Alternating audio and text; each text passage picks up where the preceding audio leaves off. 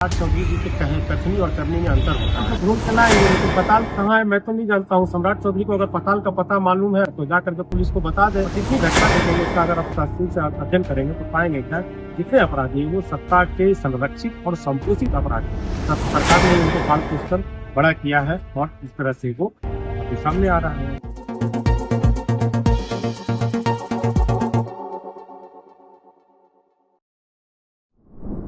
नमस्कार, आप देखना शुरू कर चुके हैं संपूर्ण बिहार न्यूज और आपके साथ मैं हूं अंकित कुमार मिश्रा।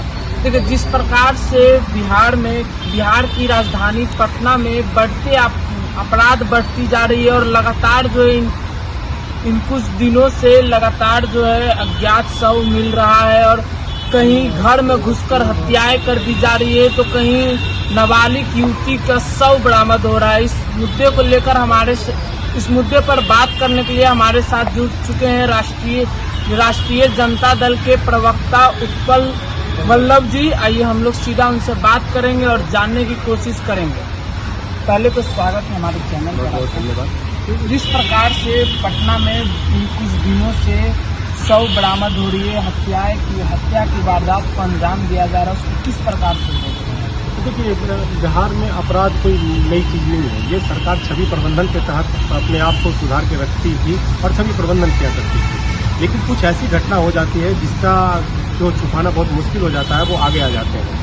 मेरा कहने का आशय ये है कि जो छोटी मोटी घटनाएं होती हैं उसका तो FIR दर्ज नहीं होता है, सना होता है और FIR दर्ज नहीं होने के कारण वो पोर्टल पे दर्ज नहीं हो पाता है और इस तरह से वो छवि प्रबंधन करती है। लेकिन कुछ घटनाएं होते हैं जो FIR दर्ज हो ना हो उसके ऊपर की घटना बन जाती है और जनमानस के लिए उसको रोकना असंभव हो जाता है। वैसी ही घटना बिहार में सामने आ पाती है और उस पर भी सरकार जो है वो अपने आप को नियंत्रित नहीं कर पा रही है और अचानक ये नहीं हुआ है। और जितनी घटना देखेंगे उसका अगर आप तफसील से अध्ययन करेंगे तो पाएंगे क्या जितने अपराधी हैं वो सत्ता के संरक्षित और संपोषित अपराधी हैं।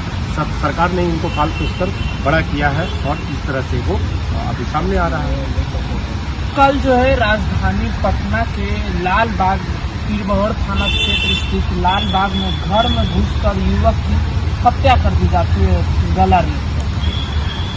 तो बिहार अपराध के मामले में नियंत्रण से बाहर है और जो सरकारी आंकड़े हैं जो 2023 के बाद आए नहीं है, अगर उसकी भी बात करें 2023 के पहले, अगर कुछ दिनों से कह रहा है कि अभी ये शुरू हो गया, नहीं ऐसा नहीं है। 2023 के भी जो NCRB के जो आंकड़े हैं अगर देखेंगे 23 तक जो आया है उसको अगर देखेंगे तो आप पाएंगे कि उत्तर प्रदेश सबसे ज़्यादा आपराधिक आंकड़ों में अव्वल दर्जे पे नंबर 1 है और नंबर 2 अगर पूरे देश में कोई है तो वो उसका राज्य का नाम है बिहार है। ये सरकारी आंकड़े हैं, ये कोई नई घटना नई परिस्थिति नहीं है बिहार में। लेकिन हाँ, एक बात जरूर है कि छवि प्रबंधन और मीडिया प्रबंधन के माध्यम से इन बातों पे बहुत सरकार पॉलिश करके झाप पोत के रखी थी जो अब वो भी नियंत्रण से बाहर हो। कुछ दिन पहले एक नेता के भांजे पर जो वार हुआ था उसके बाद तुरंत बाद अपराधी की एनकाउंटर कर दी गई। क्या लगता है कल जो घटना हुआ उसमें भी एनकाउंटर की जाएगी? देखिए, एनकाउंटर का जो परंपरा है उसके पीछे का भी जो आप सत्य देखेंगे तो उसमें भी बहुत चीज छुपाई जाती है। आप जदयू नेता की बात कर रहे हैं, उनके भांजे की हत्या हुई है और बहुत सारे भाजपा नेता और जो भी हुआ, तो इसमें अपराधी का कोई जात नहीं होता है, अपराधी का कोई दल नहीं होता है, अपराधी का कोई क्षेत्र नहीं होता। अपराधी होता है और सरकार को भी किसी चश्मे से देखकर अपराधियों को नियंत्रण करना चाहिए और बड़े अपराधियों को भी लगाम लगाना चाहिए। अब लोग इस तरह से एनकाउंटर कर देने से मामला का समाधान नहीं होगा। पुलिस को आप क्या चाहते हैं? बिहार को पुलिस स्टेट बना देना चाहते हैं? आप इस पे जाएंगे तो पता चलेगा आपको कि आप गायघाट थाना में पुलिस गई किसी और को खोजने और नहीं मिला तो सामने जो मिला उसकी हत्या कर दिया, गोली मार करके हत्या कर दिया। पुलिस को इस तरह की छूट तो कोर्ट न्यायालय क्या करेगा? क्या आप चाहते हैं इस देश में न्यायालय बंद हो जाए, न्यायालय के पास मामला नहीं जाए? पुलिस मामला को जो नियंत्रण में रखे और उसके बाद न्यायालय में जाए। हत्या कर देने से बहुत सारा मामला छुप जाती है और उसमें बड़े अपराधी उससे जो कनेक्शन में होते हैं वो उससे बच जाते हैं। जो जिस चेन एक जुड़ता है, बड़े अपराध का, संगठित अपराध का एक चेन होता है, उस चेन को वहीं से पुलिस जो है ना समाप्त कर देती है। ये भी इसके पीछे एंगल है, इसीलिए वहाँ एनकाउंटर करके मामला को वहीं समाप्त हो गया। अब चेन खंगाल में जुड़ेगा तो बड़े अपराधी पकड़ाएंगे, तो बड़े अपराधियों को बचाने के लिए भी छोटे अपराधियों को एनकाउंटर में कर दिया जा रहा है। इसके पीछे का भी मकसद है, मैं बता देना चाहता हूँ। बिहार के मुख्यमंत्री सम्राट चौधरी जी लगातार बोल रहे हैं अपराधियों को बिल्कुल बख्शा नहीं जाएगा। हाँ, वो तो बोल रहे हैं पताल से ढूंढ के लाएंगे, लेकिन पताल कहाँ है मैं तो नहीं जानता हूँ। सम्राट चौधरी को अगर पताल का पता मालूम है तो जा करके पुलिस को बता दे कि पताल है, इतने किलोमीटर दाएं बाएं पूर्व पश्चिम में पताल है, कहाँ है पताल। लेकिन हाँ, एक बात जरूर जानते हैं, बेउर जरूर यहाँ से कुछ कदम पे वहाँ से अपराधी जरूर छूट जाते हैं सरकार के प्रयास से। अब क्या कह रहे हैं सम्राट जी, समझ लीजिए आप। जेल में भी मोबाइल सिम वगैरह सब नशे के पदार्थ सब चले जा रहे हैं। देखिए, पूरे बिहार में एक अपराधियों का सिस्टम है, एक एक्सेस बना हुआ है, उससे जेल बाहर नहीं है। जब पूरी सरकार ही इसमें लिप्त हो जाती है, संलिप्त हो जाती है, तो क्या जेल क्या सदन, सब बराबर कर दिया है।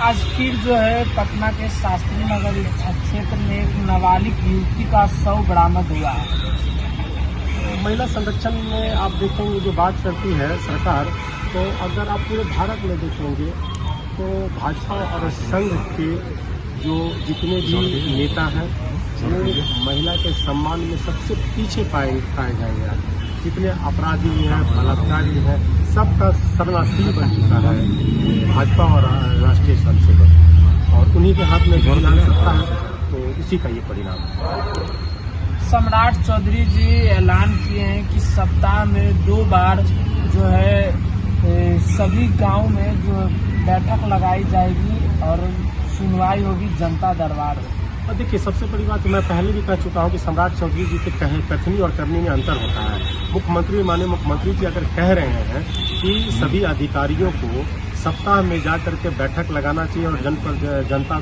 को सुनना चाहिए, लेकिन यहाँ जनता के द्वारा चुने हुए जनप्रतिनिधि से ही मिलने से इनकार कर देते हैं, मिलना नहीं चाहते हैं, अपने मुंह चुरा कर भागते हैं मुख्यमंत्री। अब वो मुख्यमंत्री क्या संदेश देना चाहते हैं ऐसा करके, तो अधिकारी भी उन्हीं का अनुसरण करेंगे। ये कथनी है, करनी ऐसा नहीं है, मैं बता देता हूँ, यह होने वाला नहीं है। और एक ऐलान आया है कि 11 जिलों को सोलर टाउनशिप बनाया जाएगा, उसको किस प्रकार से देख रहे हैं? ऐलानवीर लोग ऐसे ही काम किया करते हैं। इनके सारे ऐलानों को देखेंगे, उन पे आप अगर अध्ययन करेंगे तो पता चलेगा क्या है स्मार्ट सिटी जिसका कि प्रधानमंत्री जी पूरे जोर शोर से ब्रांड एम्बेसडर बने थे।